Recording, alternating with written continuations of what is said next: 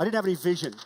I needed to work out what I wanted to be when I grew up, what the business looked like. And now, we've all got vision and mission statements, just like this company does.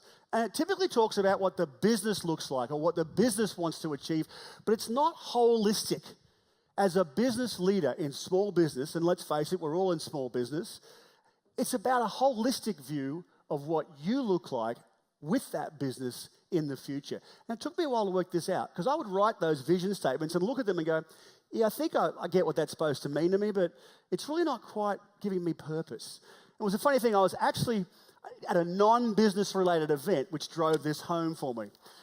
I have two passions in my life. One is our family, and the second one is motorsport. I love getting out on the track and going for a drive. I have a race car in Australia that I drive every now and then when I go home, and I've got one I'm building in Florida. I am a lousy race car driver, but it's one of the greatest, most fun days I ever have in a given year. So I'm at a racetrack in Sydney, in Australia, called Eastern Creek, one of the best racetracks in the world.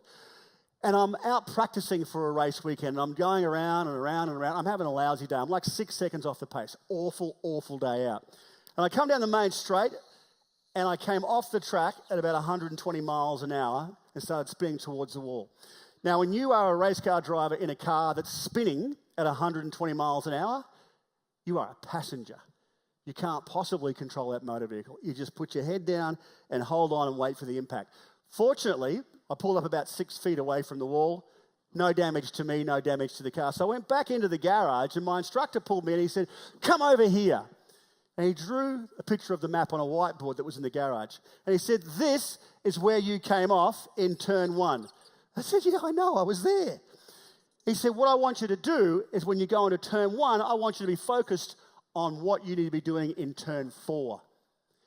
You've taken this turn 1,000 times. You know exactly when to brake, exactly when to turn in, exactly when to accelerate out.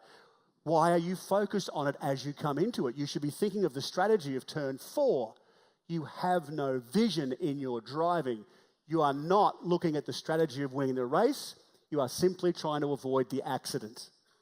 In business, how many days do you spend looking at the thing that's right in front of you, the email that you've got to answer, the phone call you've got to return, the staff member that you've got to hire, the staff member that you've got to fire, the stock that you haven't got or you need to reconcile? All these things are right here. That is not the strategy of winning the race. That's avoiding the accident. And I looked at this and I went, you know what? This is just not about my driving. This is about my business. It's about my life. I don't have any vision in everything. Everything happens right here for me. Nothing happens out there in the future. So how do I find the time to do that? And more importantly, what does that look like? Because it's not a business vision. It's more of a 360-degree view of what I want to represent in the future as a business leader, and then how my business is going to help me achieve that. Now consider that. If we don't know what we want as individuals, we can't possibly work out what we want our business to do to help us achieve that as individuals. Doesn't matter whether you own the business or work in the business. That's irrelevant. It's the same thing.